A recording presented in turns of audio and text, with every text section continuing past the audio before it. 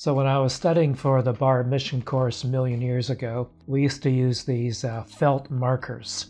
And a friend of mine got this brilliant idea because we were broke. And instead of buying new yellow felt markers all the time, he'd just get yellow ink and a hypodermic needle and then just inject the felt with yellow ink. Well, it worked pretty well, actually. And so around the same time, I had this old rusty MGB, and the radiator was always breaking down, and a friend of mine came to fix it one day, and he gave me radiator hose that was left over that I could use just in case the rad hose broke again. So at the time, this car I had had a window hatchback at the back, and you could see, if you wanted to, what was in the car. So in the back of my car one night, there was a hypodermic needle and rubber hose.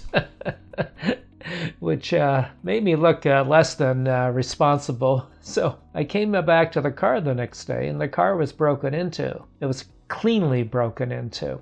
Nothing was stolen. I had all kinds of stuff in it. I had gym equipment, and remember I had an income tax book in there of all things. And clearly, in retrospect, what happened is the Mounties came along and figured I was a heroin dealer by looking in the back and went through my car. And what else they went through that I had in other places, who knows? But they obviously thought I was dealing in drugs or using heroin or something, which was quite alarming. But also it taught me that sometimes appearances may not be what they seem. Just because it looks like there's circumstantial evidence, it defies the universal conclusion that what you see is what you get. There may be other reasonable explanations for such apparent conduct. So it's an important lesson, and I hope the police officers that broke into my car also came to that same conclusion.